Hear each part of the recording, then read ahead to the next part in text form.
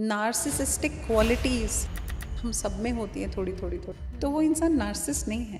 तो मेरे को ना एक केस समझ में आ रहा है, वो जिस पर्सन को डेट कर रही है ना, वो बहुत टॉक्सिक है, बहुत नार्सिसिस्ट है। वो ऑलरेडी 4-5 लोगों के साथ और रिलेशनशिप में है, बट उसको लगता है कि जो बेस्ट रिलेशन है ना उसका, वो मेरे साथ ही है। आपको क्यों ऐसा लगता है कि वो मुझसे ही सबसे ज़्यादा प्यार करता है, मेरा प्योर रिलेशनशिप है उसके साथ? टॉक्सिक रिलेशनशिप को कैसे डिफाइन करें? शादी को 18 साल हो चुके, वाइफ ये समझती है कि हमारी तो परफेक्ट फैमिली है, बट ये एक्सपोज तब हुए जब हस्बैंड का एक्स्ट्रामैरिटल अफेयर पकड़ा गया। जो टॉक्सिक रिलेशनशिप है ना, उससे निकलने में इतना पेन क्यों होता है? मतलब लोग निकल क्यों नहीं पाते? और ये आप मानो या ना मानो, ये प्रथा अभी भी चल रही है कि डोली जिस घर में जाती है अर्थी वहीं से उठेगी। सही रिलेशनशिप क्या होता है? ऐसे केसेस मेरे पास आए हैं, 4 बार लगातार, एक ब्रेकअप, दूसरा पार्टनर अट्रैक्ट किया वो भी नार्सिसिस्ट, तीसरा अट्रैक्ट किया वो भी टॉक्सिक, चौथा अट्रैक्ट किया वो भी टॉक्सिक। कई बार ना लोग सेम ही पार्टनर को मैनिफेस्ट कर रहे होते हैं, इसका क्या रीज़न है?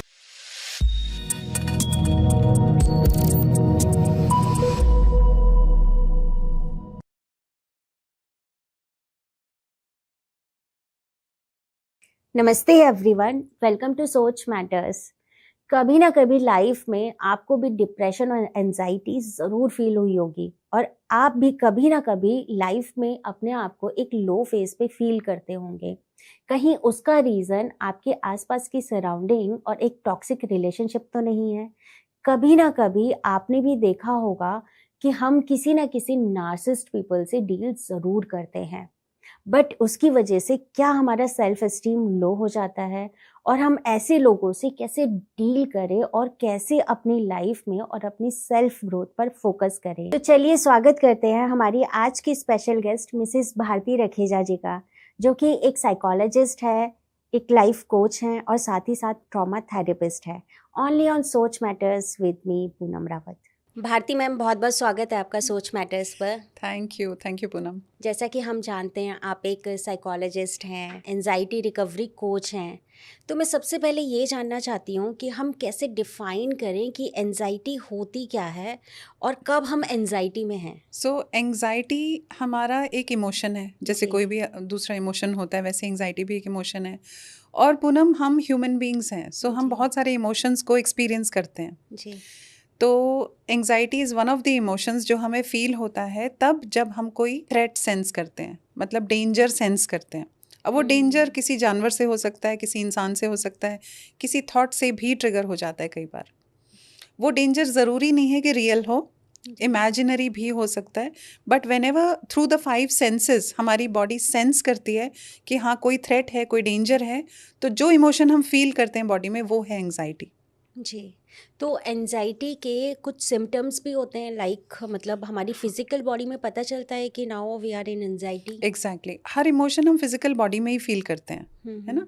क्योंकि माइंड जो है वो सोचता है, कोई थॉट लेता है, और फिर उसका जो इंटरप्रिटेशन होता है, जो ब्रेन उसको प्रोसेस करके एक मैसेज भेजता है पूरी बॉडी को कि भाई, अब एक एग्जांपल लेते हैं कि भाई हमारे इस वक्त हमारे आसपास कोई टाइगर है, और जब ये थ्रेट सेंस होता है कि अरे टाइगर है मतलब खा जाएगा, सो सबके दिमाग में एक इमेज आती है कि टाइगर है, टाइगर है, और वो मैन ईटर होता है, जैसे हमने बचपन से पढ़ा है, वो इंसान को खा जाता है।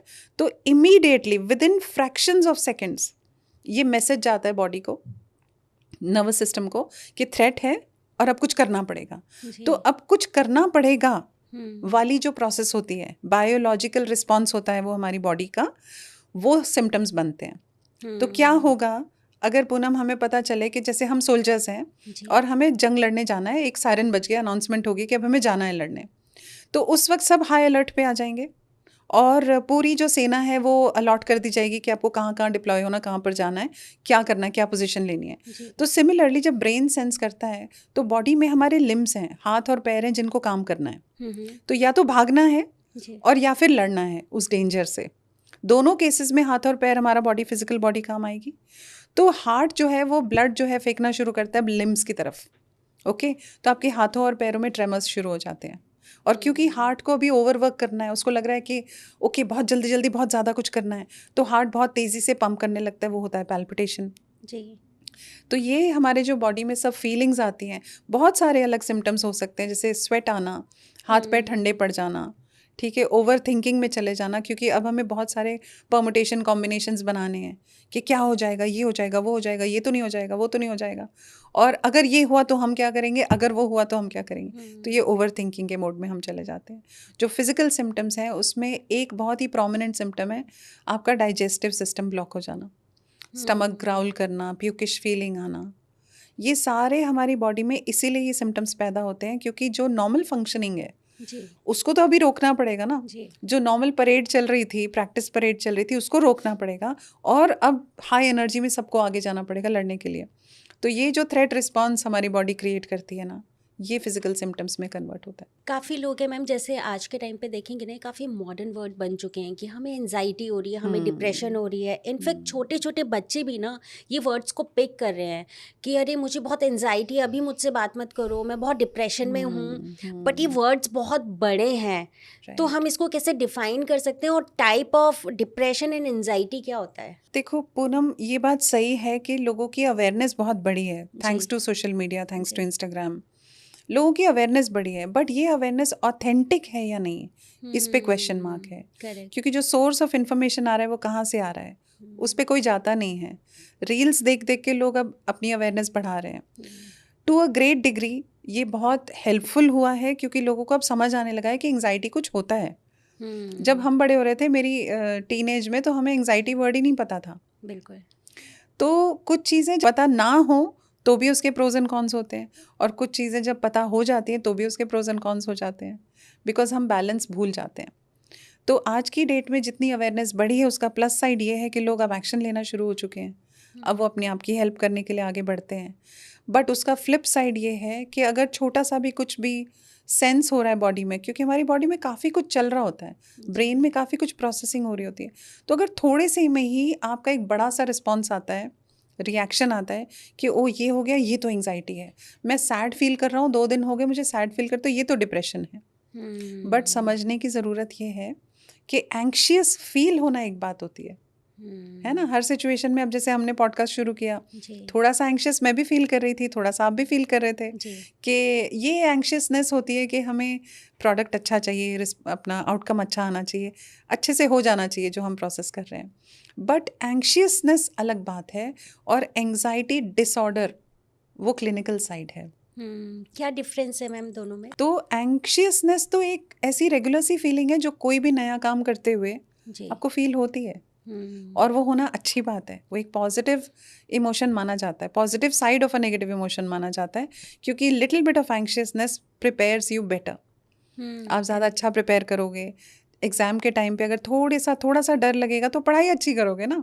बिल्कुल ही डर नहीं लगेगा तो आप बिना पढ़े चले जाओगे, राइट। एंग्जाइटी अगर नहीं होगी तो हम 7th फ्लोर पे जाके कूदने की कोशिश करेंगे, ये देखने के लिए कि क्या होता है, मैं देख लूँ। तो ये जो एंग्जाइटी है, जो फियर है, ये हमें सेफ भी रखता है, तो ये प्लस साइड है। बट एंग्जाइटी डिसऑर्डर का मतलब ये है कि now you understand that there is no threat, या वो थ्रेट इमेजिनरी है, बट अब हमने अपने आप को ब्लॉक कर लिया है कि ये पॉडकास्ट मुझे शूट ही नहीं करना, क्योंकि मुझे बहुत हैवी फीलिंग आ रही है, मुझे पैल्पिटेशन हो रही है, मुझे लग रहा है सब गलत हो जाएगा, ख़राब हो जाएगा, लोग मुझे जज करेंगे अगर मैंने ठीक से नहीं बोला तो, अगर भारती मैम ने ठीक से नहीं बोला तो, अगर हमारा ये पॉडकास्ट फेल हो गया तो। जब हम इतने सारे वर्स्ट के सिनेरियो सोच लेते हैं और फिर बॉडी में इतना ज़्यादा इमोशन भर जाता है और हम ठीक से परफॉर्म नहीं कर पाते हैं, that is anxiety disorder, and this has to go on for weeks. ऐसा नहीं है कि हम 1 या 2 बार हमने ये फील किया तो ये डिसऑर्डर हो गया, अब हमें मेडिसिन की या थेरेपी की ज़रूरत है। लेकिन जब ये चीज़ आपको एक नॉर्मल लाइफ जीने से रोकती है, चाहे आपके काम में, चाहे रिलेशनशिप्स में, चाहे आपके वर्क प्लेस में, अगर आप एक नॉर्मल अपनी बात को बोलते हुए घबराहट में चले जाते हो और खुद को रोक लेते हो, सो रिलेशनशिप्स में भी ऐसा होता है, मैरिजेस में भी ऐसा होता है कि एक हस्बैंड और वाइफ हैं, तो वाइफ जनरली देखा गया है, या हस्बैंड भी बहुत सारे केसेस में, कि वो अपनी बेसिक नीड्स, अपनी डिज़ायर्स, अपने कंसर्न्स शेयर करने से डरते हैं, स्पेशली टॉक्सिक रिलेशनशिप्स में। तो ये जो एंग्जाइटी उनके अंदर भर जाती है कि अगर मैंने ये बोल दिया तो झगड़ा तो नहीं हो जाएगा, अगर मैंने वो बोल दिया तो मुझे ग्रीडी तो नहीं समझेंगे, है ना? बिल्कुल। तो बेसिक डिज़ायर्स भी अगर आप शेयर नहीं कर पा रहे हो, तो वो रिलेशनशिप में एंग्जाइटी आपका ब्लॉक बन रही है, आपका बैरियर बन रही है, तो आप हेल्दी रिलेशनशिप में जा ही नहीं पाओगे। बिल्कुल, बहुत अच्छी बात आपने बोली, एंशियसनेस और एंजाइटी में फ़र्क होता है। अब इसी से मुझे ना थोड़ा-सा समझ में आया, जैसे मैंने काफ़ी टाइम भारती सिंह को कहते हुए सुना है, या हम कपिल शर्मा की बात करें, जी। आज भी इतनी सारी स्टेज परफॉर्मेंस देने के बाद भी वो कहते हैं कि स्टेज पे आने से पहले ना एक बारी वो थोड़ा-सा एंशियसनेस आती है, हाँ, वो थोड़ा-सा बटरफ्लाइज़। लगता है, हाँ, यस, राइट। कि कैसे होगा, कैसे जी, करेंगे, लेकिन जैसे ही वो वहाँ पे पहुँचते हैं, दे परफॉर्म। तो एक्चुअली ये चीज़ है कि हाँ, एंजाइटी और एंशियसनेस में फ़र्क है। एक बिल्कुल। तो बहुत अच्छा कॉन्सेप्ट आपने बताया। यहाँ पे मैं जानना चाहूँगी, जैसे हम सुशांत सिंह राजपूत की अगर बात करें, तो सुशांत सिंह राजपूत को एंजाइटी और डिप्रेशन के सिम्टम्स से, that is why they are attempt to suicide. देखो अब ना गलत होगा इस पे कमेंट करना, क्योंकि हम जी। उनका हिस्ट्री जानते नहीं हैं, जी। है ना? तो लेकिन क्योंकि वो बहुत ही प्रोमिनेंट पर्सनैलिटी थे, जी। उनकी बात बहुत हाईलाइट हो गई। जी। अब हमें पता नहीं एक्चुअली कि वो क्या उनके डिसऑर्डर्स थे, या थे भी या नहीं, या कुछ और ही सीन था। लेकिन हम अभी जो विमेंस क्रिकेट मैच हुआ था रिसेंटली, बिल्कुल। जो सेमीफाइनल्स था, जी। उसमें जो जमीमा का परफॉर्मेंस था, जी। उन्होंने अपनी स्पीच में बात की थी एंग्जाइटी के बारे में, और वो बहुत रो रही थी उस समय, खुशी के आंसू थे। जी। लेकिन उन्होंने एग्जैक्टली एंग्जाइटी की बात करी थी कि जब हम टीम प्रिपेयर कर रहे थे फॉर दिस मैच, तो बहुत ज़्यादा एंग्जाइटी प्रॉब्लम थी उनको। वो ट्रीटमेंट्स भी ले रहे हैं, वो थेरेपी भी ले रहे हैं, और उनकी टीम ने उनको कैसे सपोर्ट किया, ये उन्होंने शेयर किया था। तो वो जो एंग्जाइटी होती है ना, जो आपको प्रैक्टिसेस नहीं करने देती, वो आपको आगे बढ़ने से रोकती है, और आप इतने वर्स्ट के सिनेरियोज बना लेते हो अपने माइंड में कि आपको लगता है कि मुझे करना ही नहीं है। तो एंग्जाइटी से जुड़ा हुआ जो एक कॉमन बिहेवियर होता है ना, वो होता है अवॉइडेंस। जिस बात से मुझे डर लग रहा है ना, अब मुझे वो करना ही नहीं है, तो दिस इज एंग्जाइटी। लेकिन उन्होंने अपने आप को, अपनी फंक्शनिंग को रुकने नहीं दिया, because she was taking therapy, because she was seeking help. और यहाँ पर ये इम्पॉर्टेंस आती है कि अगर आप अपने इमोशंस को, आपको चाहे पता ना भी हो कि एंग्जाइटी है या डिप्रेशन है या क्या है, मुझे नहीं पता, बट अगर आपको ऐसा लगता है कि कुछ ऐसा है जो मैं करना चाहती हूँ, जो मैं कर नहीं पा रही हूँ, महीनों हो गए हैं सोचते हुए, सालों हो गए हैं सोचते हुए, बट मुझे कुछ रोकता है आगे बढ़ने से, वो फीलिंग चाहे जो भी हो, बट अगर आप स्टक हैं, तो आपको किसी से मिलना चाहिए ना।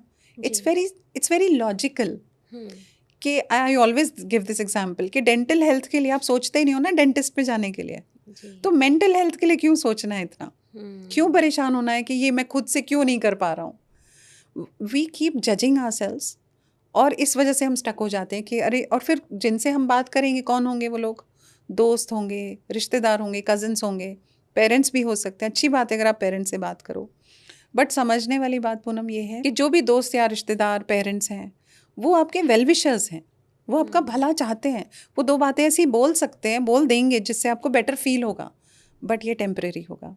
जो थेरेपिस्ट जिस तरीके से बात करेगा ना, बहुत लोगों को ये बात पता नहीं है कि थेरेपिस्ट ट्रेंड है, वो एक स्ट्रक्चर्ड मेथड में आपसे बात करेगा, जिससे आपका थॉट प्रोसेस धीरे धीरे चेंज होगा, और आप बेटर फील, मतलब not just feeling better, but you will get better.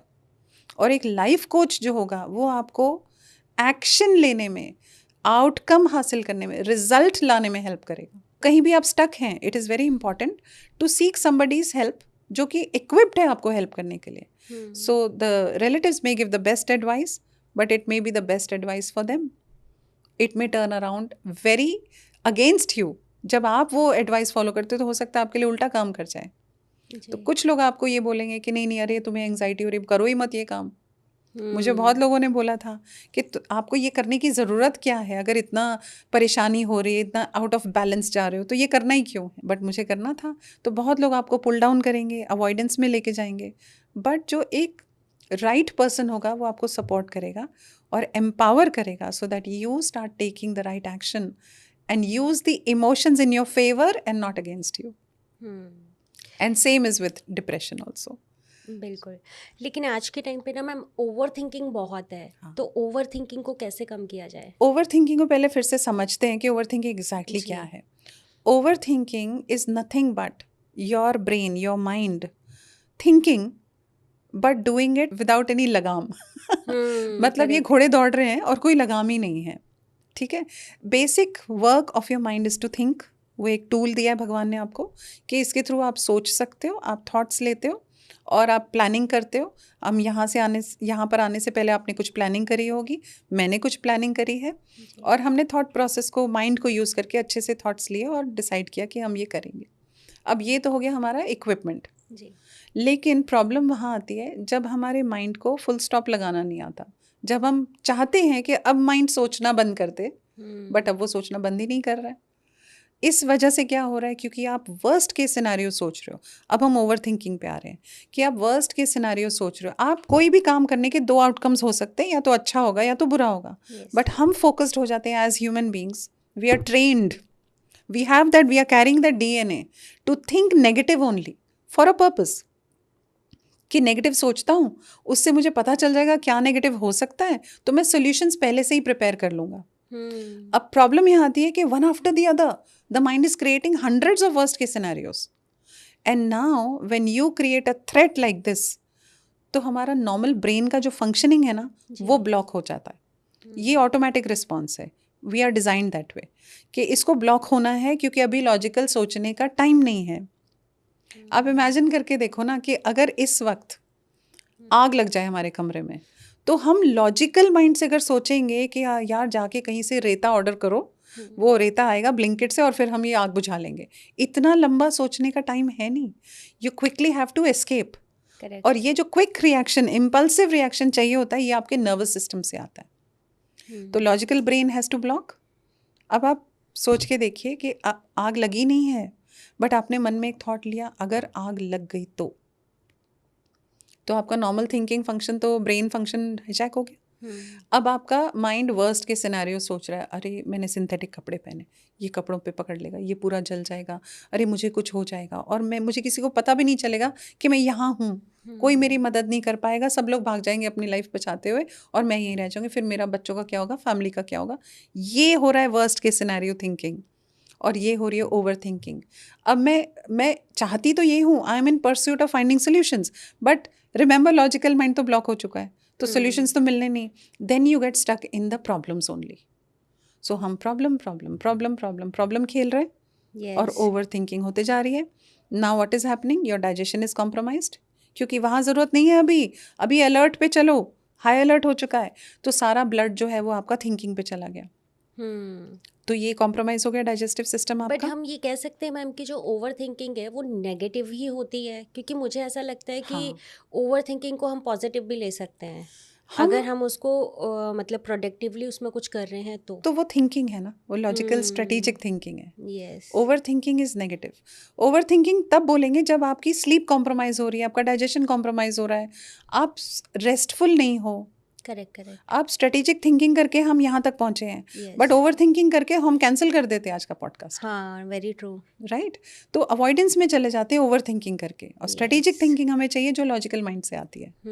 तो सिंपल है कि your logical mind has to be at rest so that you can think creatively, strategically. आपको कामनेस की ज़रूरत है, एंग्जाइटी की ज़रूरत नहीं है। आपने सोच लिया कि हाँ आग लग सकती है, पॉसिबिलिटी है, तो हम एक फायर एक्सटिंग्विशर लाके यहाँ पे रख देते हैं। प्लानिंग कर ली ना हमने, ये लॉजिकल माइंड से हुई। लेकिन अगर हम थ्रेट मोड में चले गए, तो ओवर थिंकिंग में चले गए, फिर हम सॉल्यूशंस नहीं सोच रहे, फिर तो हम ग्रिप में आ गए उसकी। एग्जैक्टली, मतलब ओवर थिंकिंग में हम सॉल्यूशन नहीं ढूंढ सकते। Right, yes, very true. अभी मैम आज के टाइम पे ना थोड़ा सा रिलेशनशिप के ऊपर आते हैं, क्योंकि वहाँ पे जो आज की रिलेशनशिप है ना, उसको पता नहीं प्योर रिलेशन बोलेंगे नहीं बोलेंगे। आजकल के जो जेनजी है उनकी बात करें या फिर अदर फील्ड में भी बात करें, तो बहुत सारे टाइप ऑफ रिलेशनशिप आ चुके हैं। सिचुएशनशिप्स आ चुकी है ना, जस्ट फ्रेंड वाली रिलेशनशिप आ चुकी है। राइट। तो एक सही रिलेशनशिप क्या होता है? देखो, जजमेंटल तो हम नहीं होना चाहते, क्योंकि जो मतलब जेनजीज हैं या कोई भी है जिनको लगता है उनकी नीड ऑफ द आवर हो सकती है, हमें नहीं पता, तो हम जज नहीं करते। लेकिन हाँ, एक्सपेरिमेंटल तौर पे जब बच्चे इन्वॉल्व होते हैं सिचुएशनशिप्स में, जैसे आपने कहा, जो थोड़ा टाइम पहले इसको हम कहते थे फ्रेंड्स विद बेनिफिट्स, है ना, तो वो टर्म चेंज होती जा रही है, but I don't know what defines it. But the thing is कि जितना आप किसी के साथ फिजिकली क्लोज जाते जाओगे, आप उतना ही इमोशनली टैंगल्ड होते जाओगे। अब रिलेशनशिप एंजाइटी कहाँ आएगी, क्योंकि कोई कमिटमेंट तो है नहीं, सबने ओपन लूप्स रखे हुए हैं कि बहुत अंडरस्टूड है भाई, हम तो सिचुएशनशिप में हैं तो मेरे से कुछ एक्सपेक्ट मत करना। बट ह्यूमन बींग्स तो इमोशनल बींग्स है ना, हम ये सिर्फ फिजिकल बॉडी थोड़ी है, हमारा मन भी है, हमारा संस्कार भी है, और हमारी पूरी एक एग्जिस्टेंस है। अगर आप योगिक साइंसेस में जाओगे तो 5 लेवल्स ऑफ एग्जिस्टेंस है, मनोमय कोश, अन्नमय कोश, प्राणमय कोश। तो ये सारी जो हमारी एग्जिस्टेंस है, कॉन्शियसनेस है, ये इम्पैक्ट होती है जिसके साथ भी आप मिलोगे बातचीत तक करने से। तो आप इमेजिन करो, अगर आप इंटीमेसी लेवल तक पहुंच जाते हो तो आप इमोशनली बहुत ज़्यादा इन्वॉल्व हो चुके हो। और अब जब क्योंकि कमिटमेंट नहीं है तो एक दिन तो आएगा जब आपको डिस्टेंस करनी है, तो वहाँ पर एंग्जाइटी होगी, क्योंकि आप ये सोचोगे कि मैं तो अब इनके बिना रह नहीं सकती हूँ, या मेरा काम तो इनके बिना चल नहीं सकता, यहाँ आगे डिपेंडेंसी। तो अब शुरू होगी एंग्जाइटी, जिसको हम कहते हैं रिलेशनशिप एंग्जाइटी। टॉक्सिक रिलेशनशिप को कैसे डिफाइन करें, बिकॉज हर कन्वर्सेशन टॉक्सिक हो ऐसा भी नहीं है ना। नहीं, यहाँ पर भी वही प्रॉब्लम चल रही है पूनम के, टॉक्सिक रिलेशनशिप्स होते हैं लेकिन बहुत ज़्यादा हाई अलर्ट में बच्चे जा चुके हैं। तो ज़रा सा भी कुछ शुरू हुआ, क्योंकि इतने इन्फॉर्म्ड है ना, there is an overflow of information, so इतने ज़्यादा इन्फॉर्म्ड है, ओवर इन्फॉर्म्ड है कि बहुत अच्छे से उनको पता है रेड फ्लैग्स क्या हैं, रटे हुए हैं। Correct. तो किसी भी रिलेशनशिप में वो इसलिए नहीं जा रहे हैं कि भाई मुझे अच्छा लग रहा है, या मुझे ऐसा लग रहा है कि हम स्पिरिचुअली अलाइंड हैं, इमोशनली अलाइंड है, वो तो अभी अवेयरनेस पे नहीं जा रहे हैं। लेकिन इतनी अवेयरनेस पे है कि जैसे ही दोस्ती हुई किसी से तो मैं फटाफट रेड फ्लैग्स देखना शुरू करूं, इमीडिएटली वो थ्रेट मोड में चले गए कि अगर ऐसा हुआ, oh my God this seems like a red flag, oh my God this seems like, उसने मुझसे ऐसे बात क्यों की, उसने उनसे ऐसे बात क्यों की। अब आप हमेशा आप ये समझ लो हाइपर विजिलेंट मोड में हो, रेस्टफुल तो हो नहीं। रिलेशनशिप तो रेस्टफुलनेस के लिए है ना, when you feel at home with the other person. तो वो रेस्टफुलनेस तो है नहीं, अब सिर्फ हाइपर विजिलेंट है कि मैं देखूँ रेड फ्लैग्स तो नहीं, रेड फ्लैग्स तो नहीं, रेड फ्लैग्स तो नहीं है। एक केस हमारे पास आया था जी। जैसे मैं नार्सिस्टिक ट्रॉमा में बहुत काम करती हूँ जी। तो इस लेडी को शक था कि मेरा हस्बैंड नार्सिस्ट है। मतलब शक क्या था, उन्होंने लेबल ही कर दिया था कि ही इज़ अ नार्सिसिस्ट। तो I have a process which I take them through. तो 2-4 क्वेश्चंस में उनका येस येस येस आया। फिर एक क्वेश्चन आया कि घर में पैसा कहाँ रहता है। तो शी वॉज लाइक, ये आप क्यों पूछ रहे हो कि पैसा कहाँ रहता है। मैंने कहा कोई बात नहीं, आप बताओ। तो हाँ, घर में कैश पड़ा रहता है। मैंने कहा कितना पड़ा रहता है। कहते होगा 5-6 लाख रुपए पड़े रहते होंगे। तो मैंने पूछा उसकी चाबी, जहाँ भी वो पड़े रहते हैं उसकी चाबी किसके पास है। कहते मेरे पास है। तो यहाँ एक हिंट आपको मिलता है कि जो नार्सिसिस्ट होते हैं ना, वो इतने कंट्रोलिंग होते हैं कि वो पैसा तो 1 रुपया भी, ओके, मोस्टली इन केसेस मैंने देखा 1 रुपया भी वो अपने पार्टनर के कंट्रोल में नहीं रहने देंगे। तो अगर आपके नॉलेज में, आपके एक्सेस में, आपकी अथॉरिटी में 5 लाख रुपए पड़े हैं तो वो इंसान नार्सिसिस्ट नहीं है। यहाँ पे जो मतलब न्यूली वेड्स हैं या न्यूली रिलेशनशिप्स में जा रहे हैं, उनको ये समझने की बहुत ज़रूरत है कि नार्सिसिस्टिक क्वालिटीज़ हम सब में होती हैं, थोड़ी थोड़ी थोड़ी थोड़ी हो सकती है। बट मैम क्या बिहेवियर पैटर्न होते हैं नार्सिसिस्ट? अभी मैं उस पे आऊँगी। तो लेकिन आपको पहले एक पूरा समझना पड़ेगा कि ओवरऑल वो इंसान कैसा है। तो आप क्या क्या देख सकते हो। आप अपनी फीलिंग्स पे फोकस करते हो कि how do I feel with this person. तो अगर आपको एम्पावर्ड फील होता है, अपलिफ्टेड फील होता है, रिस्पेक्टेड फील होता है, compassionate, मतलब you're feeling that you're getting that attention and comfort from the other person, तो वो नार्सिस नहीं है। अब वो नार्सिसिज्म कैसे समझ में आता है? जहाँ मैनिपुलेशन होता है, झूठ होता है, ब्लेम शिफ्टिंग होती है। तो छोटी छोटी बातों में, फॉर एग्जाम्पल कि अगर वो इंसान लेट आया है, आपने मिलना था, आप पहले से बैठे, वो लेट आया, तो that person if they are a narcissist they will never accept कि मेरी गलती थी। अरे तुमने टाइम ही गलत बताया मुझे। यहाँ ब्लेम शिफ्टिंग हो रही है, यहाँ पे रिस्पॉन्सिबिलिटी नहीं ली जा रही है। तो नार्सिसिज्म में एम्पैथी बिल्कुल नहीं होती है, कंपैशन बिल्कुल नहीं होता है। वो आपको बहुत जल्दी समझ में नहीं आता है क्योंकि नार्सिसिस्टिक ट्रॉमा के स्टेजेस होते हैं। तो जो फर्स्ट स्टेज होता है वो लव बॉम्बिंग स्टेज होता है, वो चार्मिंग स्टेज होता है। वो इंसान आपको इतना चार्म कर देगा, एक जादू स्पेल हो जाएगा आपके ऊपर और आप नहीं समझ पाओगे कि भाई ये सच में ये सब कुछ है, रियल है, या फिर ये नार्सिसिज्म है। तो जब आप हाई अलर्ट में रहोगे ना तो आपको वैसे ही नहीं समझ में आएगा, क्योंकि लॉजिकल माइंड ब्लॉक हो चुका है। आप हाई अलर्ट में हो, आप अपनी फीलिंग से टोटली डिस्कनेक्टेड हो गए हो, तो आपको रहना रेस्टफुल है। और नार्सिसिज्म आपको धीरे धीरे समझ में आने लगेगा अगर है तो मैनिपुलेशन है, गैस लाइटिंग है, झूठ बोलना है, ब्लेम शिफ्टिंग है, lack of compassion, lack of empathy, जो आपको दूसरों के साथ वो कैसे बिहेव करते हैं उसमें भी समझ में आएगा। बट अगर वो मास्क पहन के रखे हैं तो कुछ टाइम लगेगा समझने में। एक केस और दिमाग में आया, जब मैं काम कर रही थी, कुछ 5-6 साल पहले की बात है जी। तो this girl was engaged with a person, with a boy, और जैसे होता है नॉर्मली वो डेट्स पे जाते हैं, मिलते हैं, बातचीत करते हैं। तो this is what she told me कि जब वो वापस आती थी ना तो उसको अच्छा फील नहीं होता था। मतलब ऐसा लगता था कुछ रेस्टलेसनेस है, ऐसा लगता था कुछ कुछ अच्छा नहीं है, कुछ सही नहीं है। तो पर तब ये नार्सिसिज्म वर्ड उसको पता नहीं था। तो जब हमने बात की, मैंने कहा आपको क्या लगता था कि अच्छा नहीं है, रेस्टफुल क्यों नहीं लगता था? तो she shared a few episodes with me, जिसमें एक था कि वो इंसान मुझसे बार बार पूछता है ऐसे क्वेश्चंस जिसका जनरली आपको आंसर नहीं पता होगा। जैसे मैं आपको सडनली पूछूं चेकोस्लोवाकिया की स्पेलिंग क्या है, तो आपको थोड़ा सोचना पड़ेगा। और फिर अगर आपने सोच के गलत जवाब दे दिया या सही भी दे दिया तो वो आपको जज करेगा, अरे आपको ये स्पेलिंग नहीं आता है, कमाल है, कहाँ पढ़े हो, कौन से स्कूल में पढ़े हो, पढ़ाई की भी है तुमने? तो इस तरह के कुछ ऐसे क्वेश्चंस आएंगे जिससे कि that person will make you feel down about your self. तो नार्सिस्टिक रिलेशनशिप में आपका सबसे पहले जो स्टील अवे होता है वो होता है आपका self esteem. You start doubting your self, you start feeling I am not good enough, I am not intelligent enough, I am not capable enough, I do not deserve a happy life, I do not deserve respect. तो अगर ये होने लगा है तो ये बहुत बड़ा रेड फ्लैग है, रेड अलर्ट है कि आपको ध्यान रखना है, आपकी फीलिंग्स के साथ आपको जुड़ना है, समझना है कि how do I feel when I am around with this person. और आपकी फीलिंग्स जो रियल वाली है ना, जो इंट्यूटिव वाली है, वो आपको धोखा नहीं देंगी, वो आपको बता देंगी। बट इसके बावजूद भी ना मैम, कई बार ना लोग सेम ही पार्टनर को मैनिफेस्ट कर रहे होते हैं। ब्यूटीफुल तो क्वेश्चन। इसका क्या रीज़न है? बिल्कुल ऐसे केसेस मेरे पास आए हैं, 4 बार लगातार, एक ब्रेकअप, दूसरा पार्टनर अट्रैक्ट किया वो भी नार्सिसिस्ट, तीसरा अट्रैक्ट किया वो भी टॉक्सिक, चौथा अट्रैक्ट किया वो भी टॉक्सिक।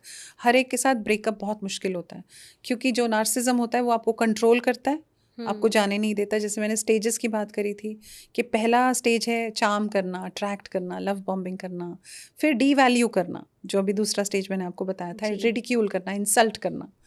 तीसरा होता है कंप्लीटली डिस्कार्ड करना।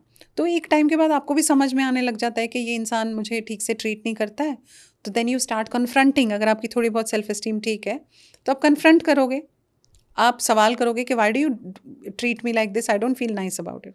तो आपने बाउंड्रीज जहाँ सेट करी तो आपको धमकी देना शुरू कर देंगे, ठीक है फिर तुम अपना देख लो, या डिवोर्स तक बात चली जाएगी। अब ये हो रहा है डिस्कार्ड, बट ये रियल में डिस्कार्ड होता नहीं है। वो दिखाना चाहते हैं कि मैं तो, मुझे तो तुम्हारी कोई परवाह नहीं है, तुम जाना है तो चले जाओ, you know I deserve somebody better than you. But जब आप ये डिसीजन लेना शुरू करते हो कि ठीक है I want to break up, अब स्टार्ट होती है hoovering stage. So hoovering is to suck you back, to vacuum you back into the relationship, क्योंकि उनके लिए आप एक ईजी टारगेट हो ना, आपके साथ वो सेटिंग हो चुकी है कि मैं टॉर्चर करूँगा, तुम इमोशनली टॉर्चर हो जाओगे, मुझे मज़ा आएगा, I will get that kick and high. So if this person leaves me then I have to find somebody else. तो ये स्टेजेस हैं नार्सिज्म के। तो जब वो हम उसकी बात कर रहे थे कि 4 बार कोई लगातार टॉक्सिक रिलेशनशिप अट्रैक्ट करता है, तो आपने ब्रेकअप में गए, आपने ब्रेकअप कर लिया, अब आपने खुद को हील तो होने नहीं दिया, क्योंकि जख्म लगा है ना अभी आपको इमोशनली, तो आपको हीलिंग टाइम चाहिए। अगर आपने हीलिंग नहीं करी है and you immediately, most of the people get into relationships the next one एकदम इमीडिएटली थिंकिंग कि मुझे ना ये वाला जो इंसान है ना ये हीलिंग में मदद करेगा, he will be my rescue from my old pain. इस चक्कर में वो फटाफट दूसरे रिलेशनशिप में डेस्परेटली चले जाते हैं। अब पता चलता है आपकी एनर्जी तो वही थी, करेक्ट, आपने उसी एनर्जी से वही अट्रैक्ट करना था। जब हम टॉक्सिक रिलेशनशिप्स को बार बार अट्रैक्ट करते हैं ना, तो उसका कोर रीज़न, जब तक हम रूट कॉज पे नहीं जाएंगे और उसको वहाँ से ठीक नहीं करेंगे तब तक चेंजेस नहीं आएंगे। और कोर रीज़न क्या है? आपका सेल्फ एस्टीम, आपका सेल्फ कॉन्सेप्ट। भाई आपने ये टॉक्सिक बिहेवियर बर्दाश्त क्यों किए? क्योंकि आप कहीं ना कहीं ये बिलीव करते हो कि इससे अच्छा, इससे बेटर रिलेशनशिप तो मुझे मिलेगा नहीं, करेक्ट। क्योंकि मेरे में बहुत सारे फ्लॉज हैं, मेरे में बहुत सारे फॉल्ट्स हैं। या फिर समटाइम ऐसा भी होता है ना, हम सेम वही पुराने रिलेशनशिप के लिए इतना डेस्परेट होते हैं कि हम सेम काइंड ऑफ पर्सन देख रहे होते हैं कि अब शायद हम पीछे वाले को बताएंगे कि हमारे लिए सेम टाइप का एग्जैक्टली बंदा है। ये बहुत ये जेलसी वाली फीलिंग होती है ना, हाँ। और ये प्रूव करने वाली फीलिंग होती है। आई वांट टू, इनफैक्ट ये होता है, मेरे केसेस में भी ये सामने आया है जी। कि इतना ज़्यादा डेस्परेशन होता है to prove to the other person, correct. I want to be with somebody and show it to them कि Yes. See I can also move around with good guys, yes. ठीक है, विद चार्मिंग गाइज। तो इस desperation में आप रिश्ते में चले जाते हो, बट अगेन आपने रूट कॉज पे काम किया नहीं। अब रूट कॉज क्या है? रूट कॉज है कि आप अपने आप को सेल्फ रिस्पेक्ट और सेल्फ लव की कमी है। जी।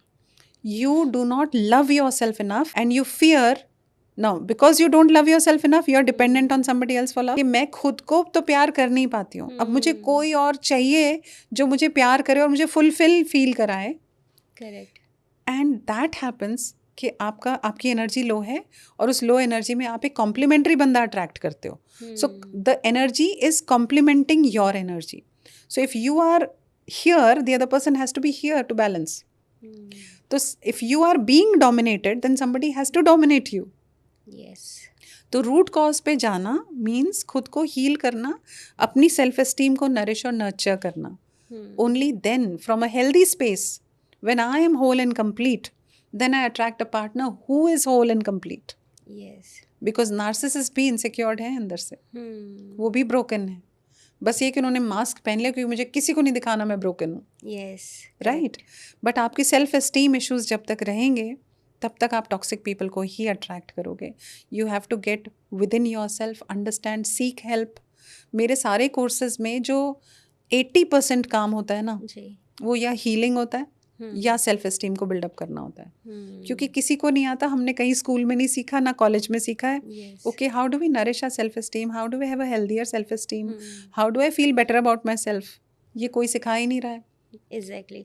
और मैम ये थोड़ा सा ना पेरेंट्स की भी रिस्पॉन्सिबिलिटी है कि हम अपने बच्चों को ये सिखाएं, सेल्फ लव ना बहुत इंपॉर्टेंट है। राइट। बिकॉज जब हम खुद से प्यार करते हैं ना, तो शायद हम कुछ चीज़ों को नहीं बर्दाश्त करेंगे कि वो हमारे अगेंस्ट जाए या हमें कोई डिमीन करे। एग्जैक्टली। और ये बहुत सही बात आपने पकड़ी है कि पेरेंट्स का काम है कि वो बचपन में सेल्फ एस्टीम सिखाएं बच्चों को। जी। They should be, the kids should be taught how do I feel when someone talks to me like that or touches me like that. How do I feel when somebody is ordering me or giving me commands and ridiculing me? आपको पता है सारे reasons जो हम अभी present life में जो चीज़ें attract करते हैं, उसके सारे core reasons हमारे childhood में ही मिलते हैं आपको। Mostly narcissistic victims are coming from broken families, difficult toxic families, उनके अपने पेरेंट्स के झगड़े रहे होंगे, डिवोर्स्ड फैमिलीज, वहाँ से वो विक्टिम्स आ रहे हैं क्योंकि सेल्फ एस्टीम बिल्कुल शैटर्ड है।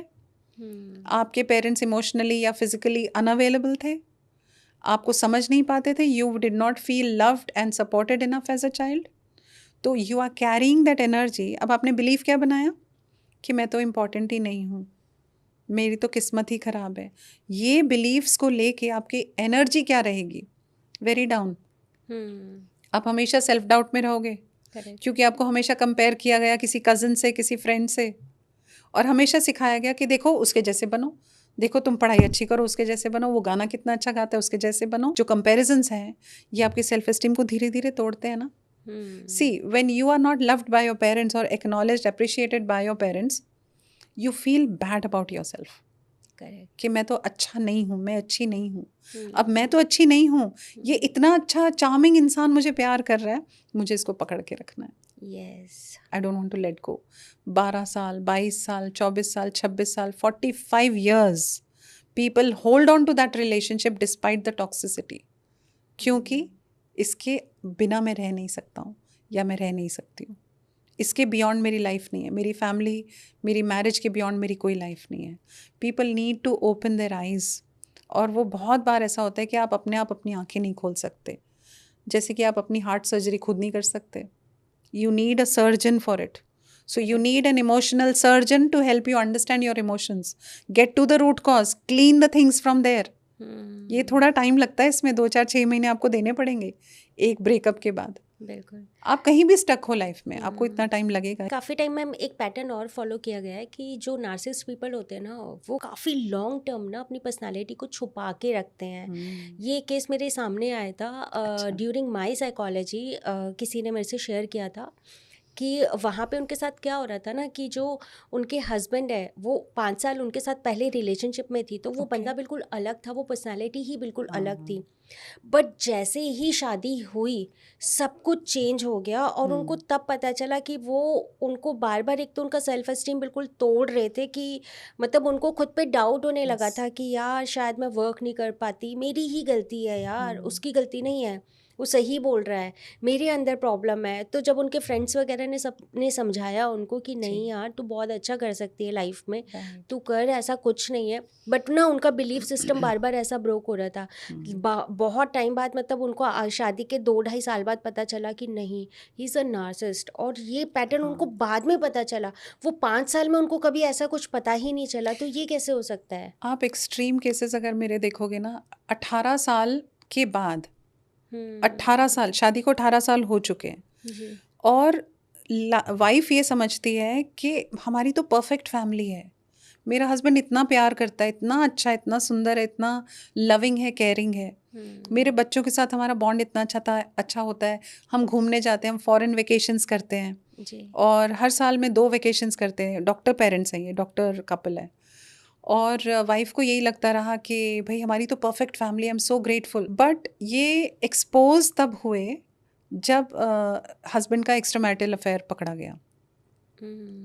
और एक्स्ट्रामैरिटल अफेयर जब पकड़ा गया किसी तरह से, आई थिंक ये फ़ोन की वजह से ही पकड़ा गया, तो जब मतलब it was a sudden shock to the lady. अब वो वाइफ जो है वो तो अभी तक ये सोचती रही कि हम तो बहुत लविंग है एज अ कपल, और ये अचानक से कैसे हो गया, what made him go away from me. तो जब उस वाइफ ने ये स्टडी करना शुरू किया कि भाई हस्बैंड हेवायर क्यों चला गया, ठीक है, तो अब हमारे लिए फर्स्ट एक्सेस होता है गूगल, सेकंड एक्सेस होता है चैट जीपीटी जी। तो वहाँ जाना शुरू किया, वहाँ स्टडी करना शुरू किया, तो धीरे धीरे ये वर्ड नार्सिसिज्म सामने आया। तो that lady shared with me कि फिर मैंने आपके वीडियोस देखना शुरू करे इंस्टाग्राम पे, यूट्यूब पे, और वहाँ बहुत सारे वीडियोस मैंने नार्सिसिज्म पे डाले हुए हैं। तो धीरे धीरे ये समझ में आया, जब मैनिपुलेशन, फाइनेंशियल कंट्रोल, आप सोचो वो डॉक्टर मदर हैं, डॉक्टर वाइफ हैं, और being a doctor, very very high profile in Mumbai, very high profile, लेकिन फिर भी she did not have any finances in her name. Imagine. और अगर कहीं पर, बहुत कम जगह, लेकिन कहीं पर अगर कोई प्रॉपर्टी भी आपके नाम पे ली जाती है ना, अगर आप नार्सिसिस्ट विक्टिम हैं, तो भी उस प्रॉपर्टी के अगेंस्ट लोन ले लिया जाएगा कि अब आप उसको यूज तो कर नहीं सकते। तो इस तरह का मैनिपुलेशन गेम 18 साल बाद भी किसी को समझ में आता है, and then it's the turmoil starts. अभी तक तो ऐसा था ना, आप एक भ्रम में जी रहे थे, एक ड्रीमी लाइफ में जी रहे थे, तो सब कुछ परफेक्ट था उस ड्रीम लाइफ में। बट जब ये रियलिटी सामने आनी शुरू हुई, तो एक एक करके बहुत सारे धोखे सामने आए, बहुत बार ये चीज़ें सामने आई कि कितनी बार ये मैनिपुलेशन हुआ होगा, कितनी बार मुझे सबके सामने तो बहुत अच्छा ट्रीट किया जाता था, बट मुझे ये फ्रीडम नहीं थी कि मैं अकेले कहीं चले जाऊं।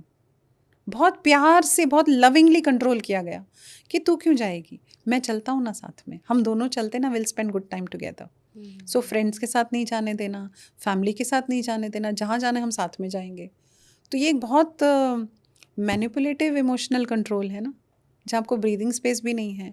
अब अगेन अगर हम ये बात कर रहे हैं ना, तो बहुत सारे लोग ये समझ रहे होंगे पूनम कि सच में अगर प्यार कोई करता है ना, तो भी ये कंट्रोल तो नहीं है। तो मैं फिर से ये रिमाइंडर देना चाहती हूँ कि आपको ना बहुत जल्दी should not jump to conclusions के ऐसा ही है। अगर आपको शक आया है मन में कि आपका पार्टनर नार्सिसिस्ट है, तो इट इज़ वेरी इंपॉर्टेंट कि आप पहले आराम से ऑब्जर्व करते चलो, unless you collect evidences, unless you know heart of heart कि हाँ कुछ गड़बड़ है, और फिर आप एक राइट पर्सन से, एक लाइफ कोच से या ट्रॉमा ट्रेन थेरेपिस्ट से मिलो, और आपको वो एक प्रोसेस के थ्रू लेके जाएंगे जहाँ आपको ये क्लियर होगा कि वो रियल में नार्सिसिस्ट है या नहीं। एक क्वेश्चन मेरे माइंड में है मैम, क्या पीपल प्लीजिंग हैबिट जो है ना, वो भी टॉक्सिक रिलेशनशिप का एक पैटर्न है? पीपल प्लीजिंग बिहेवियर जो है वो एक ऑटोमेटिक रिस्पॉन्स है, कोपिंग मैकेनिज्म है, जो आप रिलेशनशिप्स में यूज़ करते हो, वर्क प्लेस पर भी, वर्क प्लेस रिलेशनशिप्स में भी ये होता है जी। कि you want to please the other person because you fear कि अगर मैंने इनको खुश नहीं रखा तो ये मुझे पसंद नहीं करेंगे, ये मुझे प्यार नहीं करेंगे, मुझे अच्छा नहीं समझेंगे, ये मुझे काइंड नहीं समझेंगे, सो मुझे इनको बहुत प्लीज़ करके चलना है, ये खुश रहें। स्टार्ट कहाँ से होता है? अगेन चाइल्डहुड से। कैसे स्टार्ट होता है? Emotionally unavailable parents, physically unavailable parents, there is chaos in the family, बहुत झगड़े हो रहे हैं, क्या बोलते हैं, वॉलेटाइल एटमॉस्फेयर है कि कभी बहुत खुश हैं और कभी बहुत ज़्यादा झगड़े हो रहे हैं, कभी बहुत ज़्यादा रोना हो रहा है, तो केओस है सराउंडिंग्स में।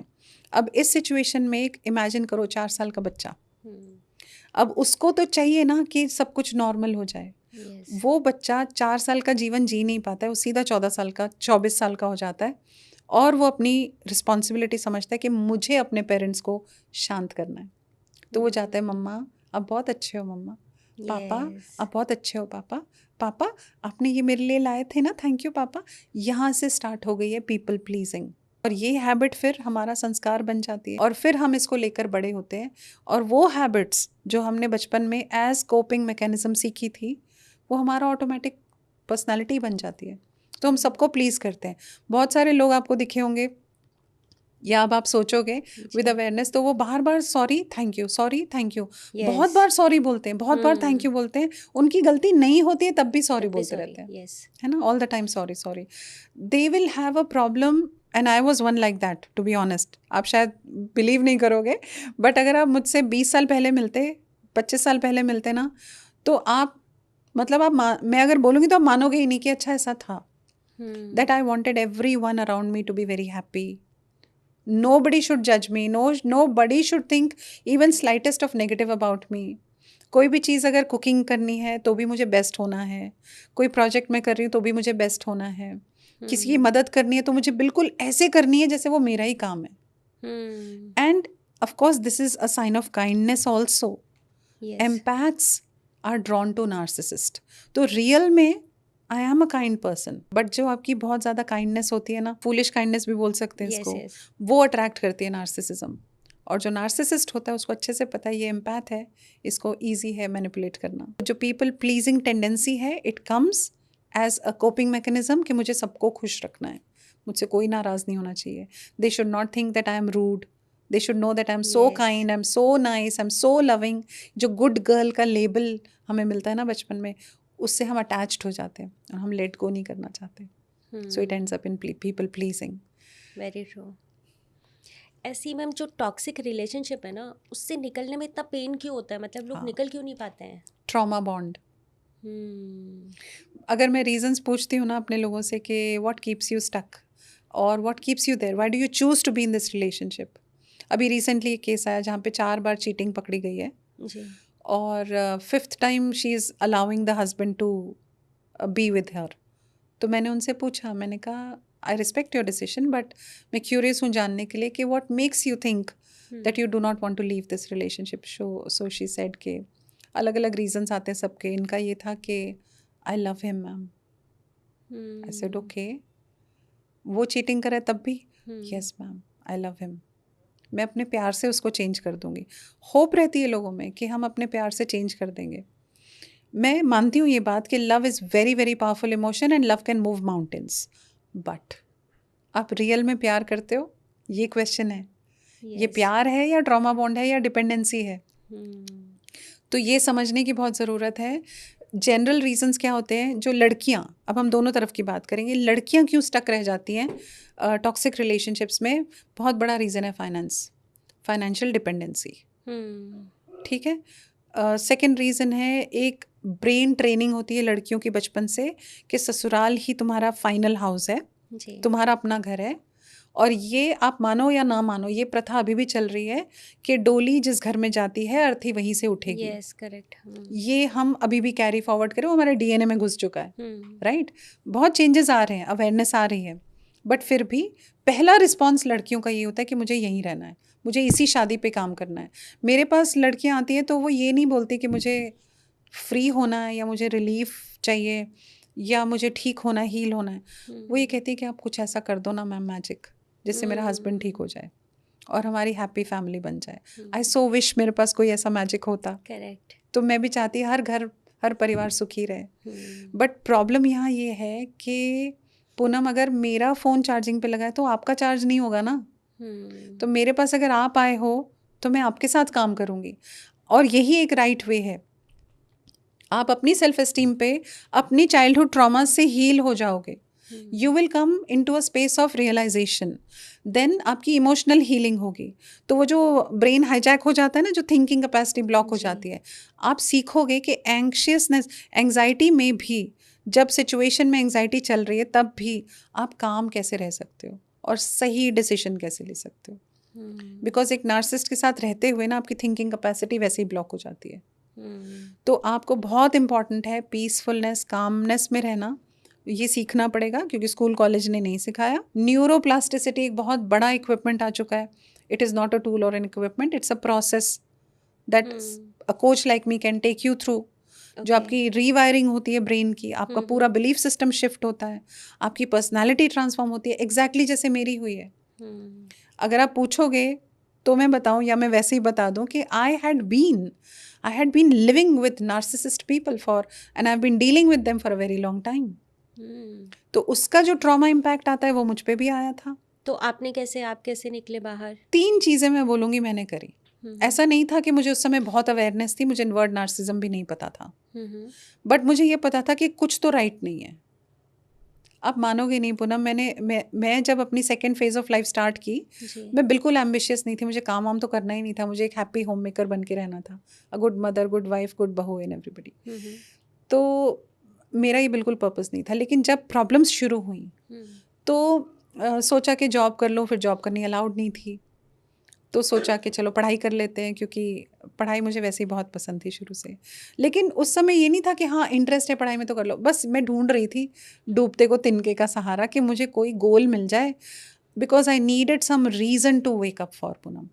मुझे रोज़ सुबह उठ के ऐसा लगता था, उफ, again a difficult day to live, I have to live through this day. तो मुझे अच्छा नहीं लगता था कि मुझे दोबारा उठ के ये सारी चीज़ें फिर से फेस करनी पड़ेंगी। तो मुझे था एक एस्केप मिल जाए मुझे, कि जहाँ मैं किताबों में घुस जाऊँ और मुझे कुछ और ना करना पड़े, बस मैं उससे मुझे खुशी मिलेगी, ऐसा मुझे लगा। तो मैंने उस तरह से पढ़ाई शुरू कर दी, साइकोलॉजी पढ़ना शुरू कर दिया, और धीरे धीरे इतना इंटरेस्ट बन गया। ह्यूमन बिहेवियर में शुरू से इंटरेस्ट था, तो धीरे धीरे इतना वो क्लैरिटी आने लगी, समझ में आने लगा कि एंग्जाइटी क्या होती है, डिप्रेशन क्या होता है, मेरे इमोशंस इस वक्त कौन से हैं। बट आपके केस में ना मैम, कहीं ना कहीं आपको ये फील हो रहा था कि मुझे ये चीज़ पसंद नहीं आ रही और मुझे निकलना है, जो मुझे लग रहा है, शायद आपको ऐसा लगा होगा, इसीलिए आप वहाँ से निकल पाए। ये सबको पता चलता है, ये पता चलता है कि कुछ ठीक नहीं है। लेकिन अब आप सोचो ना पूनम, कि आप यहाँ पर खड़े हो, ठीक है, और आपको ये पता है कि यहाँ कुछ ठीक नहीं है, उधर बादल फट चुका है, बाढ़ आने वाली है, लेकिन अब ये नदी मुझे पार करनी है। So you have to make a choice out of 2 difficult options. तो वो जो सेकेंड ऑप्शन होता है ना, कि मुझे अच्छा कुछ तो भी अजीब करना पड़ेगा इस टॉक्सिसिटी से निकलने के लिए, मैंने तो वहीं एस्केप ढूंढ लिया ना। मैंने रिश्तों को तोड़ने की कोशिश नहीं की, मैंने बस ये ठान लिया था कि रिश्ते तो नहीं टूटेंगे भाई, या मैं इन लोगों से बाहर तो नहीं जा सकती, लेकिन मुझे यहीं रह के कुछ करना होगा। तो मैंने वो एस्केप्स ढूंढ लिए थे अपने।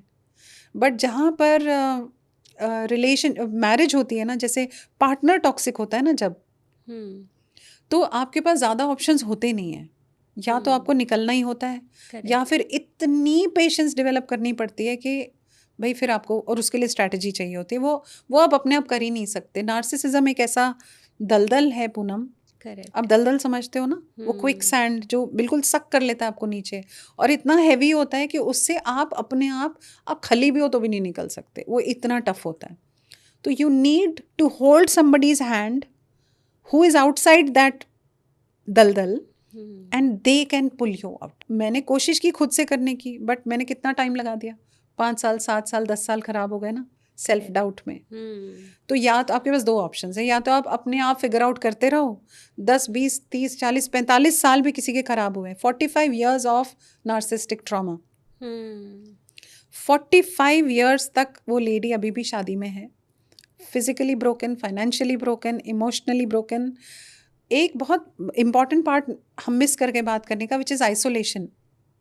नार्सिसिज्म का एक पार्ट है आइसोलेशन, एक स्ट्रैटेजी है नार्सिसिस्ट की कि वो आपको अपने दोस्तों से, अपने भाई बहनों से, अपने पेरेंट्स से, अपने ही बच्चों से सबसे अलग आइसोलेट कर देते हैं, अगेंस्ट ले जाते हैं ट्रायंगुलेशन करके। यस यस आपको मतलब उनको आपके खिलाफ खड़ा कर देते हैं। तो ये जो लेडी है जिनकी मैं बात कर रही हूँ, 45 years, she is around 60 plus हुई, तो 40 प्लस ईयर्स का ट्रॉमा है मैरिज में, और आज वो अकेली खड़ी है। 60 प्लस की एज है, पेरेंट्स भी हैं, ओल्ड हैं बहुत, वो भी उसके साथ नहीं है, और बच्चे भी साथ नहीं है, मतलब फेवर में नहीं है, ब्रदर्स एंड सिस्टर्स भी फेवर में नहीं है, फ्रेंड से भी आइसोलेट कर दिया। तो she is standing all alone, nobody around her to understand her. और वो सब ये समझते हैं कि आपकी गलती है, पापा तो बहुत अच्छे हैं, हमारे जवाई तो बहुत अच्छे हैं, हमारे भाई साहब तो बहुत अच्छे हैं, चाहे इन लॉज में हो, चाहे वो अपनी फैमिली में हो, maternal side, but nobody is in her favour, nobody is supporting her. तो इतना भी आप मतलब इतने दलदल में चले जाते हो because you were trying to figure it out yourself कि हाँ ये करके देख लेते हैं, प्लीज़ करके देख लेते हैं, थोड़ी देर अलग रह के देख लेते हैं, शायद प्यार बढ़ जाए, बच्चा पैदा करके देख लेते हैं। आप इमेजिन नहीं करोगे 5 साल तक अगर आपका ट्रॉमा चल रहा है और आपको पता है आपकी शादी टॉक्सिक है, ये होप कहीं से आ जाती है और लोग दे देते हैं ये होप, देखो बेबी हो जाएगा ना तो सब ठीक हो जाएगा, हाँ, अच्छा बेटी है, बेटा हो जाएगा ना तो सब ठीक हो जाएगा। और फिर जब आपके बच्चे हो गए ना, किसी से भी पूछ लो, मैंने कल भी रात को किसी से कॉन्वर्सेशन की है, किसी से भी पूछ लो कि आप क्यों स्टक हो जहाँ हो, बच्चे की वजह से, यस। तो वो रीजंस हम देख रहे थे ना, फाइनेंशियल डिपेंडेंसी है, बच्चे हैं, हम समझते हैं, ऐसे भ्रम में है कि हम मैं तो चाहती हूँ ना मैम कि मेरे बच्चे को दोनों पेरेंट्स मिले। भाई आई अंडरस्टैंड कि बच्चे को 2 पेरेंट्स चाहिए, बट टॉक्सिक पेरेंट नहीं चाहिए ना, टॉक्सिक पेरेंट नहीं बनाता happy family. And you know it's very very danger, अगर एक बच्चा उस टॉक्सिसिटी में पल रहा है ना, तो शायद हम समाज के लिए भी गलत ही काम कर रहे हैं। हम 100%। किसी एक ऐसे बच्चे को बड़ा कर रहे हैं जो आने वाले टाइम पे जिसका बिहेवियर पैटर्न बिल्कुल अलग होगा। बिल्कुल पूनम, आप अपने ग्रेट ग्रैंड पेरेंट्स से शुरू करो, क्योंकि उसके बियॉन्ड हम जा नहीं पाएंगे। ग्रेट ग्रैंड पेरेंट्स ने सेपरेशन देखा था, इंडिया पाकिस्तान देखा था, वॉर देखे थे, तो ग्रेट ग्रैंड पेरेंट्स को उस चीज़ का ट्रॉमा हुआ होगा ना, क्योंकि वो इम्पैक्ट आया उन पे, वो ट्रॉमा रहा। क्या उनको आता था थेरेपी, हीलिंग? कुछ नहीं आता था। वो उन्होंने अनरिजॉल्व ट्रॉमा ट्रांसफर किया अपने बच्चों में, which means your grand parents. हमारे ग्रैंड पेरेंट्स को भी नहीं पता था हीलिंग क्या होती है, क्या नहीं होता है। उस समय भी लाइफस्टाइल कैसी थी, मेन डोमिनेटिंग सोसाइटीज़ या विमेन वर अंडर सप्रेशन, तो वो उनका ट्रॉमा हुआ। फिर वो ट्रॉमा ट्रांसफर हुआ हमारे पेरेंट्स में। आपके और मेरे पेरेंट्स, हमारा एज गैप तो ज़रूर होगा, बट फिर भी मेरे पेरेंट्स इक्विप्ड नहीं थे फॉर थेरेपी, उनको पता भी नहीं था थेरेपी कुछ होती है। अब वो उनका अनरिजॉल्व ट्रॉमा और उनकी अपनी लाइफ का भी ट्रॉमा इकट्ठा करके उन्होंने हम पे अननोइंगली, उनका कसूर नहीं था, बट वो ट्रांसफ़र किया। अब हम पेरेंट्स हैं, आप पेरेंट हो, आप पेरेंट हो, आपके बच्चे हैं। अब ये रिस्पॉन्सिबिलिटी किसकी है कि ये ट्रॉमा आगे ना बढ़े? हमारी। हाँ। अगर आज हमारे पास इंस्टाग्राम है, यूट्यूब है, हम पॉडकास्ट करते हैं, हमारे पास अवेयरनेस है, पैसा है, रिसोर्सेज है, लोग ऐसे बैठे हैं जो आपको हेल्प कर सकते हैं, आज भी अगर आप अपने ट्रॉमा पे काम ना करो स्ट्रेटेजिकली, तो फिर ये तो आपका कसूर है। कसूर उनका नहीं है, आपकी गलती नहीं थी आपको ट्रॉमा मिला, आपकी गलती नहीं थी, मेरी गलती नहीं थी मुझे ट्रॉमा मिला बचपन में। लेकिन आज अगर मैं हीलिंग पे ना जाऊँ, आज अगर मैं थेरेपी ना लूँ, लाइफ कोचिंग ना लूँ, तो ये मेरी गलती है। बिल्कुल। अब ये अनरिजॉल्व ट्रॉमा मेरे से कहाँ जाएगा? मेरे बच्चों पे जाएगा। तो मेरा ये मिशन है, ऑनेस्टली स्पीकिंग पूनम, मैंने अपने आप के ऊपर बहुत काम किया है। जो भी मेरे एनवायरनमेंट में था उसका इफेक्ट मेरे बच्चों पे ज़रूर आया, बट अब ये उनकी जर्नी है। बट मैं हील होती हूँ ना जब, तो मेरे 14 जनरेशन्स हील होते हैं। 7 पुराने वाले एनर्जीज हैं हम लोग, 7 पुराने जनरेशन्स और 7 नेक्स्ट जनरेशन्स। जैसे ट्रॉमा ट्रैवल किया था वैसे हीलिंग भी तो ट्रैवल करेगी ना जी। तो when I heal, my ancestors also heal and my next generations also heal. बिल्कुल, बहुत बड़ी जिम्मेदारी है। और दूसरा साइड मैं आपको ये बताऊं कि क्यों मैं इस मिशन पे हूँ, जो मैं अपने वेबिनार्स में बोलती हूँ, हमारा वीकली वेबिनार होता है संडे को, तो वेबिनार में मैं ये बात ज़रूर बोलती हूँ कि मेरा सेल्फिश मोटिव है कि आप हील हो जाओ। क्यों? क्योंकि मेरे बच्चे और उनके बच्चे आपके बच्चों के साथ ही तो घूमेंगे ना। करेक्ट। सो ये पूरी दुनिया में इट्स वन वर्ल्ड, और world is very small, we keep bumping into each other. सारे नेशंस जो एक दूसरे से इन्फ्लुएंस होते हैं, जी, तो जो नेक्स्ट जनरेशन्स आएंगी, मैं ये चाहती हूँ कि पूरी जनरेशन्स हील हो, और वो आपके और मेरे हील होने से होगा। Very true. And ma'am I would say कि आप बहुत लकी हैं कि आपने ये डिसीज़न लिया और आप इस चीज़ से निकल पाए। जी। काफ़ी लोग हैं जो ना निकल नहीं पाते। मेरे को ना एक केस समझ में आ रहा है, ये भी कहीं ना कहीं मतलब मेरी साइकोलॉजी में एक केस स्टडी आया था। उसमें वो जो लेडी है ना, वो एक्स्ट्रा मैरिटल अफेयर में गई पहले तो। अच्छा। और वो एक्स्ट्रा मैरिटल अफेयर में ना, वो जिस पर्सन को डेट कर रही है ना, वो बहुत टॉक्सिक है, बहुत नार्सिसिस्ट है। वो ऑलरेडी 4-5 लोगों के साथ और रिलेशनशिप में है, बट उसको लगता है कि जो बेस्ट रिलेशन है ना उसका, वो मेरे साथ ही है। अच्छा।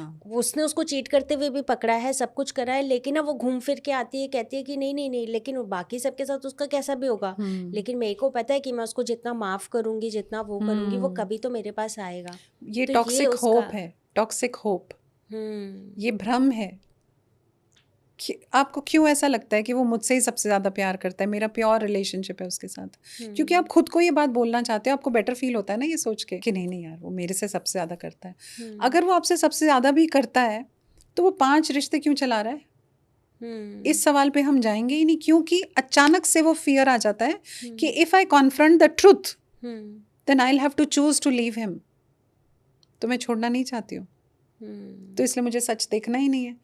ठीक है, करता होगा जो करता होगा, बट मेरे साथ तो है ना। तो मुझे बस ये ट्रॉफी लेके घूमनी है कि वो मेरे साथ है, वो मेरे से सबसे अच्छा सच्चा प्यार करता है, और मैं इसी भ्रम में खुश हूँ। तो सबकी अपनी अपनी चॉइस है, वहाँ हम हेल्प नहीं कर सकते किसी की। करेक्ट। क्योंकि वहाँ पे जब उनको गाइडेंस की बात की जा रही थी, तो मुझे तो ऐसा लग रहा था कि यार ये कितनी बेवकूफ़ी है, मतलब हमें ऐसा लग रहा था पर हम जजमेंट्स नहीं ले सकते ना। हाँ, बट मैं उसके पॉइंट ऑफ व्यू से सोच रही हूँ, तो मुझे लग रहा है कि यार शायद उसके साथ कुछ ऐसा हो रहा होगा जो मैं नहीं समझ पा रही हूँ। हमें लग रहा है कि बेवकूफ़ है, बहुत ज़बरदस्त सेल्फ एस्टीम इशू है। और मैं हमेशा कहती हूँ कि हम ना बैंडेड सोल्यूशंस ढूंढते हैं। कोई भी आता है ना थेरेपिस्ट के पास या लाइफ कोच के पास, तो मैम आप बता दो कि क्या करना चाहिए। तो ये बता दो क्या करना चाहिए, आज आपकी लाइफ में कुछ ना कुछ अच्छे चेंजेस आ जाएंगे। You will go back to the same trauma again. You have to have a surgical approach. जैसे सर्जिकल स्ट्राइक करते हैं ना, तो आपको रूट कॉज को आइडेंटिफाई करना है, उसको हील करना है। जब वो हील होगा तो आपकी पर्सनालिटी चेंज होगी, और आपकी पर्सनालिटी को चेंज होना पड़ेगा if you want to attract a better life. फिर चाहे वो काम हो, चाहे रिश्ते हो, चाहे आपकी सक्सेस हो, चाहे पैसा हो, कुछ नहीं आएगा आपके पास same quality of life. I always say this that your life quality that you live can never exceed your self worth. तो आपको सेल्फ वर्थ पे काम करना पड़ेगा। या तो उठाओ 20 किताबें पढ़ लो और सेल्फ वर्थ समझ के फिर अपने ऊपर इम्प्लीमेंट करो। 20-30 साल आपको लग जाएंगे इसमें। और या फिर 6 महीने के लिए किसी को ज्वाइन कर लो। 6 months is good enough for transformation. So सीख लो किसी से जिसने 20 साल लगाए उस पढ़ाई में। अब आज अगर आपको ये लाइट को ठीक कराना है तो आप इंजीनियरिंग थोड़ी पढ़ोगे जाके, आप तो किसी को बुलाओगे जो करता है करवा लोगे, उसको पैसे दे दोगे। True, it is as simple as that. So find a person who can help you, hold their hand for 6 months. There is ऐसा कुछ नहीं है कि डिपेंडेंसी हो जाती है। लोग बहुत पूछते हैं मैम फिर थेरेपिस्ट पे हम डिपेंडेंट। एक अच्छा थेरेपिस्ट आपको कभी डिपेंडेंट नहीं बनाएगा। मैं पैटर्न्स देखती हूँ अपने क्लाइंट्स में, जैसे जो पर्सनल प्रोग्राम्स में आते हैं ना, एक तो होते हैं ग्रुप में, उनको मेरा एक्सेस नहीं होता, बट जो पर्सनल प्रोग्राम लेते हैं थोड़ा एक्सपेंसिव होता है, बट उसमें वो मुझे व्हाट्सएप कर सकते हैं। तो मैं ये पैटर्न्स देखती हूँ कि कुछ लोग जो बहुत डिपेंडेंसी वाले होते हैं ना अपनी पर्सनालिटी में, वो मुझे हर थोड़े दिनों में ना फिर से वो मैसेज, ऐसा मैसेज भेज देंगे, मैम मुझे ना बहुत डिप्रेस्ड फील हो रहा है, अब क्या करूँ। अब 6 महीने से वो ट्रेनिंग पे हैं, मैं उनको टूल सिखा रही हूँ। तो मैं उनको जवाब क्या देती हूँ, you know the answer, you know the answer, you have learned it, you have studied it, तो go back to it and you tell me what you should do. अब ये है एम्पावरिंग, ये एम्पावरमेंट है ना, मैं डिपेंडेंट नहीं बना रही हूँ। नहीं तो बैंडेड सोल्यूशन क्या होगा, उन्होंने पूछा है मैम मुझे बहुत तेज़ गुस्सा आ रहा है या मैं डिप्रेस्ड हूँ, अब मुझे क्या करना चाहिए, तो मैं लिख के भेज दूँ 3 चीज़ें कि बेटा अभी ये कर लो, बर्निंग बोल कर लो, ट्रिगर रिलीज़ कर लो, अपना ट्रॉमा हील कर लो, या वो वाला मेडिटेशन कर लो। ये क्विक फिक्स है, बट मैं ये नहीं करूँगी। एक अच्छा थेरेपिस्ट आपको कभी डिपेंडेंट नहीं बनाएगा। आपको जो ट्रेनिंग मिली है ना, आपको वापस वहीं भेजेगा कि आप देखो कि आपने क्या सीखा है, वो अप्लाई करो and you will feel better. Let me know as you feel better. तो ये मैं उनको भेजती हूँ। अब वो ढूंढते हैं, सोचते हैं यही तो करना है आपको, नहीं तो आप फॉरएवर के पैसे देते रहोगे क्या थेरेपिस्ट को? It should not make sense like this. Correct. Okay, you decide कि मुझे 6 महीने इसमें जाना है, मुझे ये करना है, लाइफ ट्रांसफॉर्म होगी, मेरी पर्सनैलिटी ट्रांसफॉर्म होगी, और फिर then I will pursue my life in a new way, fresh way. सबसे पहली चीज़ ये समझनी बहुत ज़रूरी है Poonam, your world begins with you. Self love का एक कॉन्सेप्ट है, सेल्फ लव के बारे में आपने पूछा था अभी। सेल्फ लव लोगों को पता नहीं, आधे लोगों को लगता है सेल्फिशनेस है, आधे लोगों को लगता है स्कैम है, कुछ तो भी ये क्या सेल्फ लव सिखाएंगे हमको। Now what is the real concept of self love? जब आप खुद से प्यार करते हो ना, तो आप ये बोलते हो, सी जैसे कोई टॉक्सिक रिलेशनशिप में होता है तो आई love you more than me. Okay, कोई टॉक्सिक रिलेशनशिप में इसलिए अटकता है ना, because I love you more than me. But जब आप सेल्फ लव सीखते हो ना, तो आप ये सीख जाते हो, I love you but I can't love you more than me. So एक हेल्दी लव होता है वो, जहाँ मैं खुद से भी प्यार करती हूँ, और ये खुद से सबसे पहले प्यार करती हूँ। ये क्यों समझने की ज़रूरत है पूनम? क्योंकि आपका जीवन के आधार आप खुद हो। You are the point of origination for your self. Yes. So आपके सबसे इनर सर्कल में आप खुद हो, तो you have to employ all the energy, love, attention, affection on your self first. Now that does not mean, किसी ने मुझसे पूछा कि मैम फिर तो बहुत नार्सिसिज्म नहीं हो गया कि आप अपना ही सोच रहे हो, अपने बारे में सोच रहे हो? सेल्फिशनेस डिफरेंस है। नार्सिसिस्ट जो होगा या सेल्फिश पर्सन जो होगा, वो कहेगा ये 2 कप कॉफ़ी मैं पी लूँ, तुम्हें ना मिले। और जो सेल्फ लव करेगा ना, वो कहेगा कि I want to fill myself with love, I want my cup to overflow. Yes. What stays in the cup belongs to me, what overflows belongs to everybody else. So I want everyone to be happy. I'm getting goosebumps as I say this. अगर ये concept हम सबको समझ में आ जाए, कुछ लोगों को भी समझ में आ जाए, तो डू यू थिंक पूनम के the world will be a better place? Correct. ये सेल्फ लव का कॉन्सेप्ट है। Wonderful. Your world begins with you, my world begins with me. So हमें खुद से प्यार शुरू करना है और फिर उसको स्प्रेड करना है और सब तरफ फैलाना है ना? ये तो मैम हमारे ना शास्त्रों में भी कहा गया है कि जब किसी जीव को भेजा जाता है ना, तो उसका सर्वप्रथम जो कर्तव्य है ना, वो उसके पहले खुद के प्रति है। बिल्कुल। बिकॉज अगर वो खुद की पर्सनालिटी नहीं बनाएगा तो शायद वो एक अच्छा समाज नहीं डेवलप कर सकता। जो तुम्हारे पास नहीं है ना, वो तुम किसी और को भी नहीं दे सकते। बिल्कुल। तो जो लोग, मुझे ऐसा लगता है ना कि टॉक्सिसिटी से बाहर नहीं निकल पाते हैं या वो उसी लूप में फंसे रहते हैं, तो कहीं ना कहीं द मेन रीज़न इज़ कि उनके अंदर सेल्फ एस्टीम की कमी है। सेकेंडली, वो निकलना ही नहीं चाहते हैं। उनको खुद को बहुत मज़ा आ रहा है उस टॉक्सिसिटी में, दैट इज़ वाई वो वहीं पे स्टक है। और मज़ा क्यों आ रहा है पूनम, ये बहुत मतलब हमने बहुत एम्पावरमेंट की बात की, बट एक बार उन लोगों को समझने की बात करते हैं कि वो क्यों वहाँ अटक के रह जाते हैं, स्टक रह जाते हैं। क्योंकि ये मैंने अपने क्लाइंट से ही समझा है, एक्सपीरियंस से बता रही हूँ। 25 साल की रिलेशनशिप है किसी की, टॉक्सिक ट्रॉमा डे 1 से, कंट्रोल, इमेंस कंट्रोल। अब वो उस लड़की को ये समझने में और ये अपने एक्शन में लाने में 25 साल लग जाते हैं। क्यों लग जाते हैं? क्योंकि ये जो चल रहा है ना मैम यहाँ पे, ये तो मुझे पता है, फेमिलियरिटी है कि मेरा हस्बैंड सुबह कैसा होता है, शाम को कैसा होता है, वो क्या क्या करता है, और उसके अकॉर्डिंगली मैंने अपने आप को ढाल लिया है। ठीक है, अब ये तो हैबिचुअल हो गया, फेमिलियर हो गया। बट अगर मैं ये शादी छोड़ देती हूँ तो फिर जो दुनिया शुरू होगी ना, वो मुझे पता ही नहीं है क्या होने वाला है। The fear of the unknown is the biggest fear that exist in this world. The fear of the unknown. तो अननोन है ना वो जोन, यहाँ तो मुझे पता है हस्बैंड है, इतना पैसा है, इतने में कंट्रोल्ड है, तो मुझे इतने में मैनेज करना है, मेरा बच्चा है, उसका ये है, उसका वो है, हमारी लाइफ चल रही है फेमिलियरिटी में जी। लेकिन जब मैं ये शादी छोड़ देती हूँ तो मेरा पैसा कैसे आएगा, मैं काम क्या करूँगी, मैं बच्चे को कैसे पालूंगी, उसकी शादी कैसे होगी, उसकी पढ़ाई कैसे होगी, उसके डिसीजंस कैसे लूँगी, मैं रहूँगी कहाँ, ये सारे दुनिया भर के सवाल ओवर थिंकिंग में कन्वर्ट हो जाते हैं। फिर होती है एंग्जाइटी। उस एंग्जाइटी, उस ओवर थिंकिंग और उस फियर ऑफ द अननोन से बचने के लिए I choose this familiar hello. ये जैसा भी है फैमिलियर तो है, मुझे Correct. पता तो मैं अंधी हूँ लेकिन मुझे पता तो है कहाँ क्या रखा एक हुआ है, सेफ जोन बन जाता है सेफ कि जोन बन yes, जाता है। हम सेफ तो हैं। Most people will choose a familiar hell over hmm, an unfamiliar heaven. Hmm. That's the sad side of the story. चलते चलते मैम हमारे व्यूअर्स को आप ये और बता दीजिए कि एक हेल्दी रिलेशनशिप के लिए क्या क्या करना पड़ता है। पहले, सबसे पहले खुद से प्यार करना सीखें, फिर किसी और से प्यार करें।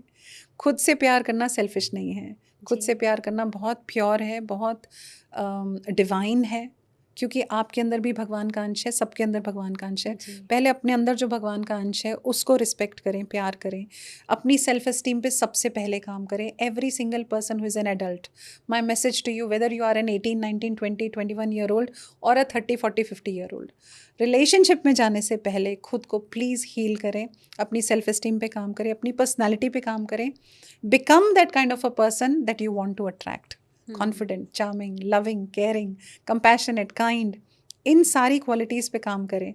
और उसके बाद अपनी एनर्जी को पहले एलिवेट करें, अपनी हाई एनर्जी में जाए, सो दैट आप एक high quality of a partner आप अट्रैक्ट करें।